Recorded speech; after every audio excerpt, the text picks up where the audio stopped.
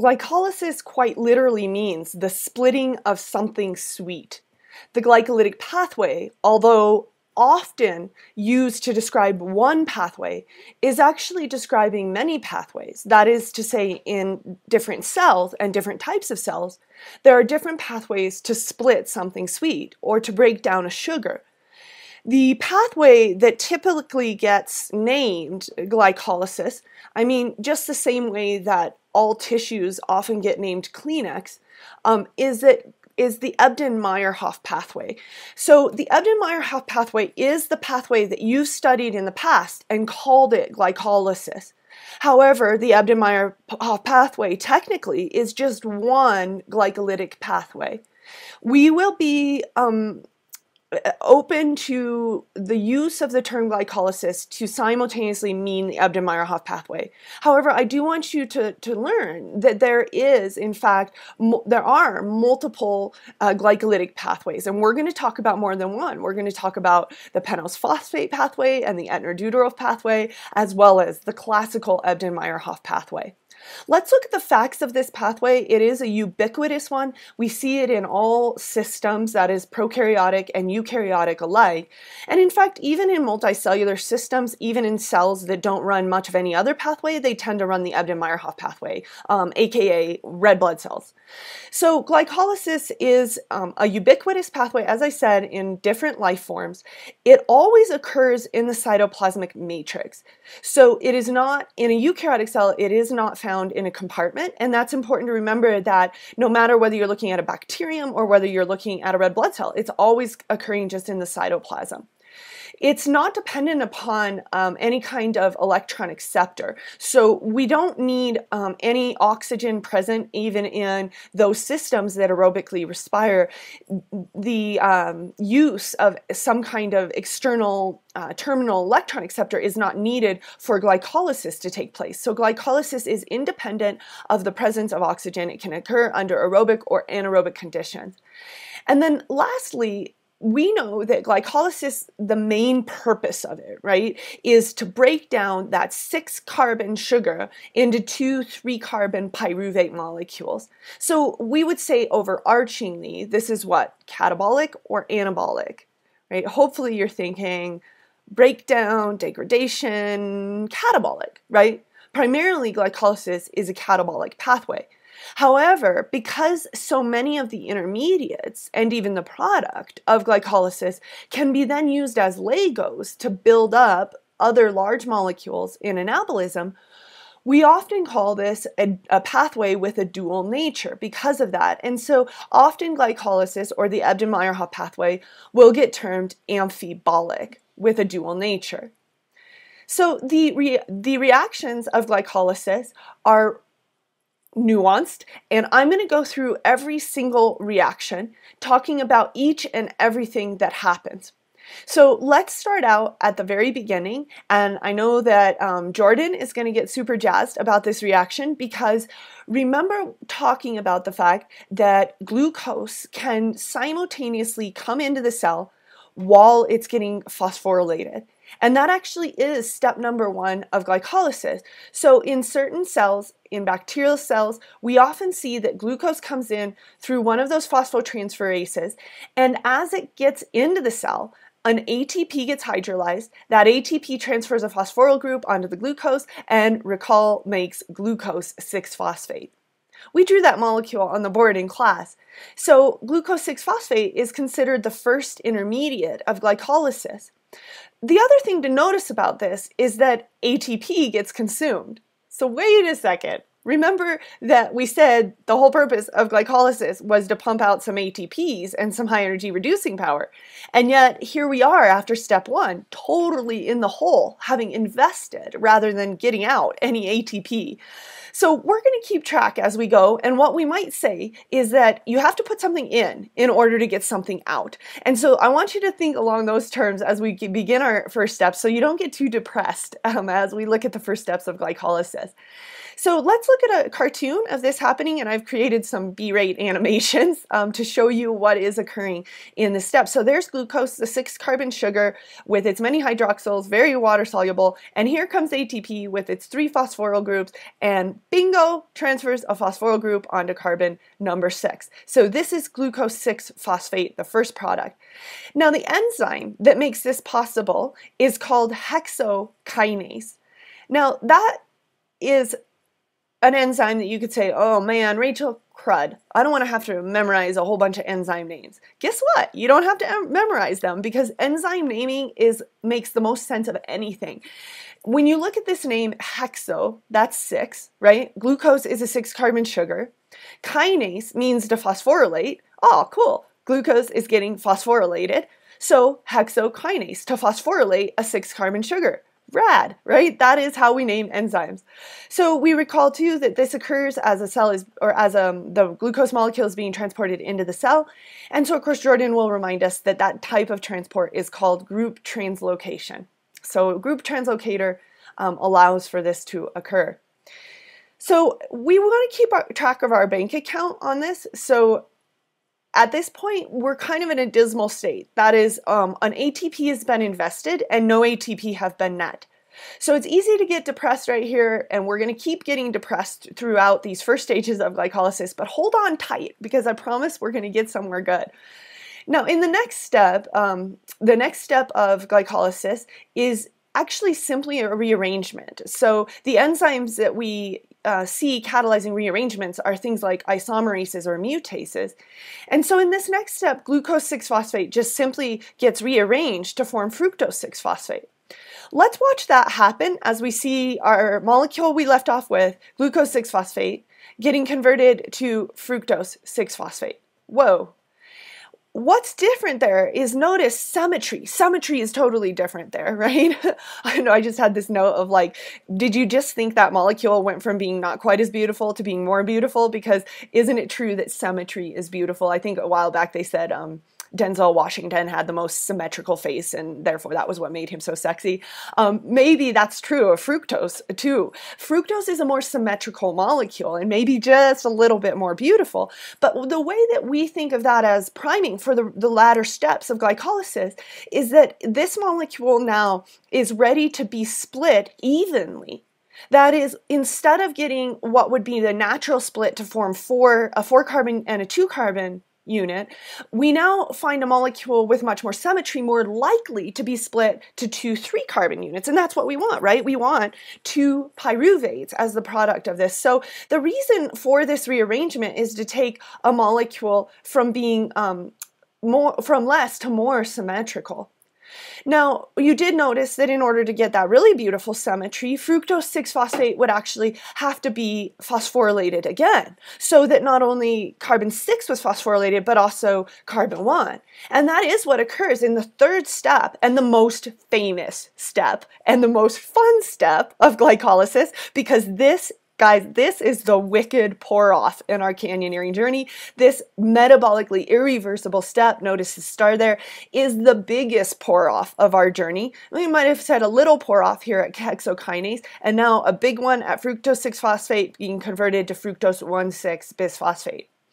Now, if we watch that happen, I reckon that all of you are going to be shouting out the name of the enzyme that catalyzes this step, because we see that ATP is going to deliver a phosphoryl group to carbon 1 and phosphorylate that molecule.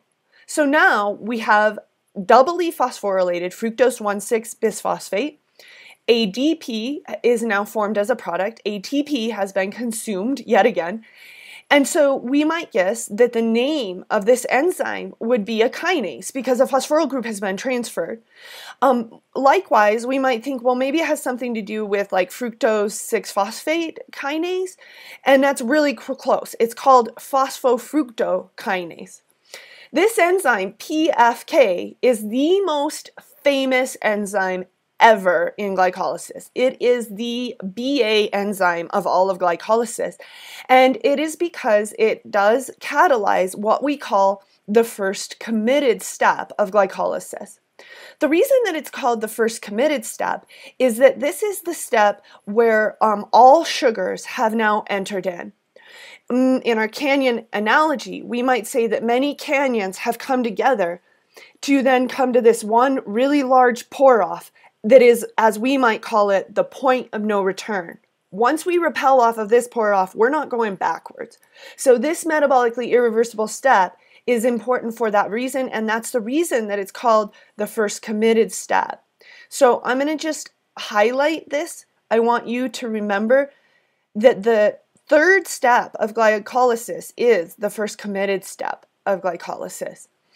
We might also guess that that really epically important enzyme at this really huge pour-off is going to be uber hyper-regulated. Absolutely. Phosphofructokinase is going to be both feedback inhibited and feed-forward activated. Very important, highly regulated enzyme. And you might be thinking, I wonder what the feedback inhibitor is. I bet it's something later on down the pathway. And in fact, that is exactly true. The molecule that gets made right here that we're soon to meet, this molecule, is the molecule that's going to come backwards and negatively, allosterically inactivate PFK. So it's going to exert negative feedback regulation on PFK. So PFK is not only feedback inhibited, but it's also feed-forward activated. Now what's kind of weird is that molecules like ADP and AMP are going to be the feed-forward activators of phosphofructokinase. They're going to activate it. You might think that sounds weird because isn't ADP a product of the reaction, not a reactant? But when we think about it, if levels of ADP are low, then levels of ATP are high. Likewise, if levels of ADP are high, levels of ATP are low. So remember, the purpose of glycolysis is, of course, to make ATP. So high ADP levels will indicate a need to ramp up that pathway. If ADP levels are high, it says, man, we need way more ATP. Get this moving. Upregulate glycolysis. So let's jot that down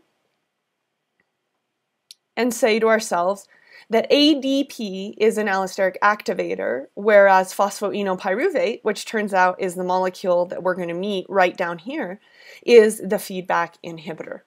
So hopefully all of that makes sense so that we can go on to step number 4, which is the step of the pathway for which glycolysis is named, because it's in step 4 that the 6-carbon fructose 1,6-bisphosphate is split down evenly into two, I shouldn't say evenly because they're slightly different molecules, but it is split evenly in that it is 2 3-carbon molecules, into dihydroxyacetone phosphate and glyceraldehyde 3-phosphate. So let's watch that happen, and we'll come back to our map in just a moment as we see fructose 1,6-bisphosphate split down into 2 3-carbons, dihydroxyacetone phosphate and glyceraldehyde 3-phosphate, but look how quickly dihydroxyacetone phosphate is converted into glyceraldehyde 3-phosphate. So notice that in fact, let's look back at our map, there is an equilibrium between DHAP and glyceraldehyde 3P. And so Jake and Jonathan, they're going to be staring at this and saying, hey, yeah, of course, that makes sense, right? If there's an equilibrium between dihydroxyacetone phosphate and glyceraldehyde 3-phosphate, if glyceraldehyde 3-phosphate is the molecule that goes on in the next step of glycolysis, that means that glyceraldehyde 3-phosphate is pulled off of that equilibrium, which means that the equilibrium is pulled right, which means that dihydroxyacetone phosphate is quickly converted to glyceraldehyde 3-phosphate. So if we wanted to simplify, we could say that as fructose 1,6-bisphosphate is split, eventually it forms 2 molecules of glyceraldehyde 3-phosphate. And so from here on out, we will see a stoichiometry of 2 on everything. Now, before we proceed on to that, we need to make sure that our bank account is kept and that we understand the 2 major phases of glycolysis. Notice that in step 3, we input another ATP. It made our bank account even more dismal. We went from having invested 1 ATP to having invested 2 total ATP. Pretty depressing. Or we could say that in essence, the 6 carbon stages of glycolysis are kind of depressing. You know, now they're kind of fun too, right? Because there's 2 out of the 3 reactions are metabolically irreversible pour-offs, right? But we can say that ATP was definitely invested. No ATP was net, and no reducing power was net in the hexo stages, or the 6 carbon stages of glycolysis. Sometimes I call those the hexo stages. Just the sexy term for 6 carbon. And then down here, the 3 carbon stages are sometimes called the triose stages of glycolysis. Now that we get into the trio stages, and now that we make glyceraldehyde 3-phosphate, now is when we actually start to hit pay dirt. This is when we actually start to see a net yield first of reducing power, bada bing, there it is, some actual output for this pathway. In the next step, when glyceraldehyde 3-phosphate, the oxidation of that molecule is coupled to a phosphorylation, the addition of a phosphoryl group. And note that the stoichiometry now in front of everything is 2. Now, those of you who haven't had chemistry for a while, stoichiometry is just a sexy way to say how many molecules of everything is there. Now, we know there's 2 of everything because there were 2 glyceraldehyde 3-phosphates from every 1 6-carbon fructose 1,6 bisphosphate. So let's go on to the next step and watch it happen as glyceraldehyde 3-phosphate is converted to 1,3-bisphosphoglycerate. Okay, we're going to watch this happen. Here is our 2 molecules of glyceraldehyde 3-phosphate. Boom, oxidation coupled to phosphorylation, we get an epically famous molecule, 1,3-BPG. I'm going to pause and have a moment of uncomfortable silence, because during that uncomfortable silence, I want all of you to go back and I want you to access your phosphoryl group transfer potential table, and I want you to tell me what is special about 1,3-BPG. So while you're doing that, I'm just going to jot down that we call this for short 1,3-BPG. I need some elevator music to go on in the background while I'm giving you uncomfortable silences, or maybe that would make it too comfortable.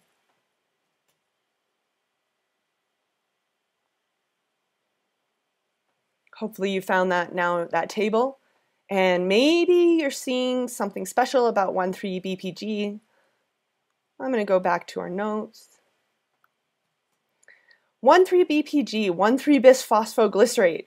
Hopefully you found that the phosphoryl group transfer potential on that molecule is epically high. That is, there is well enough energy in the bonds of 1,3-BPG to make an ATP. Finally, right? We finally did it. We are actually going to net some ATP. Well, we're not actually going to net any. We're going to make some, and we're going to finally pull ourselves out of the hole. Because remember, we were in the hole at that 2 minus 2 ATP. And here, for every 1 molecule of 1,3-BPG, we can make a molecule of ATP, meaning that we will produce 2 ATP molecules when 1,3-bisphosphoglycerate phosphorylates ADP. This is going to put us at a net of 0 ATP because we produced 2 and we've invested 2. So we're at a net of 0. So let's watch that happen. Here's our ADP coming in, picking up a phosphoryl group off of that wicked high energy 1,3-BPG, making ATP. We had a phosphoryl group transfer going on, probably a kinase involved here, right? Phosphoglycerol kinase. And so now we have actually put ourselves at a net of 0 ATP.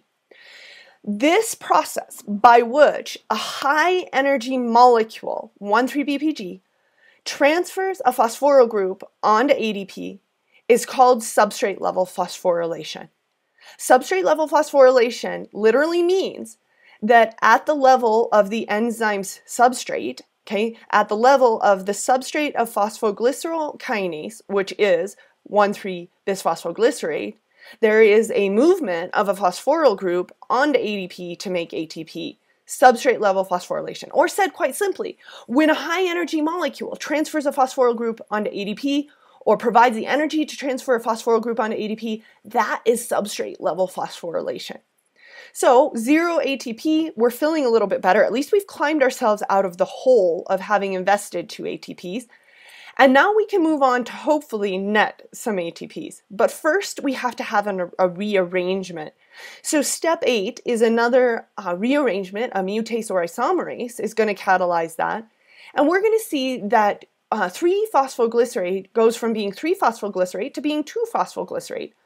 All that's happening is the movement of a phosphoryl group. And you might think, well, that's kind of lame. I mean, why in the world would that matter? Well, it turns out that we want to be able to further oxidize this intermediate, and that oxidation is possible on the 2-phosphoglycerate molecule where it wasn't on the 3. So when we see a dehydration and oxidation, we can see the formation of a molecule that you will recognize as being even more energetic than 1,3-BPG. This molecule, the epic phosphoenolpyruvate. So not only does it have enough energy in its bonds to make ATP, but it also is the feedback inhibitor of PFK. So when phosphoenolpyruvate starts to accumulate in super high concentrations, it comes back and feedback inhibits that PFK. But we know too that it is wicked high in energy. I mean, not just a little high in energy. We're talking about wicked high in energy. This molecule, in fact, has enough energy in its bonds to make ATP twofold. We know it can't do that because of quantization of energy, right? There's really only one phosphoryl group to transfer, but man, is this an energetic molecule. So it will, of course, transfer its phosphoryl group onto ADP to make ATP in another substrate level phosphorylation event, and we will get the net of 2 ATPs. So finally, at long last, we get the phosphorylation of a second set of ATP molecules, and we finally see that we have net 2 ATPs. Of course, we would have guessed that this enzyme was a kinase, and in fact it is pyruvate kinase. So we see the generation of 2-pyruvate as the final products of this process of glycolysis, or the Ebden-Meyerhof pathway specifically. Now, that being said, it's important that we go back through and make sure we know what the net yield of the Ebden-Meyerhof pathway is. So if we were to jot down all of the things that were net from this, we would note that we got, well, those 2 3-carbon molecules, 2 pyruvates. We knew that was coming, so 2 pyruvates. But check it out, we also have 2 ATPs, and finally, 2 NADHs. Remember that those NADHs are worth a lot, right? Remember that it's kind of like they're more like the English pound as compared to the US dollar. They're worth more, right? So they're actually going to be worth more ATP as long as the electron transport chain is running, right? So we're going to see those coming out to really be the pay dirt. And then, of course, the 2 ATPs, and so now the 2 pyruvates that could go on and get further oxidized. So the stoichiometry on here is 222. That is to say that we get the same yield of all of these molecules. That's important to jot down and make sure you understand what we're getting from one full running of the pathway of the Ebden-Meyerhof. Now, before we leave this behind, don't forget our pour-off steps, our wicked, awesome, metabolically irreversible steps. 2 of the 3 in the hexo stages, and weirdly enough, why would this one be regulated? Why would pyruvate kinase be a metabolically irreversible, highly regulated step? Well, the answer to that is actually that sometimes glycolysis can get turned on its head and be run in reverse to make glucose. So in which case, what's the last step becomes the first step. And it makes a ton of sense to regulate there. So let's jot down metabolically irreversible steps, points of regulation. Lot of feedback inhibition, feed-forward activation at those points in glycolysis.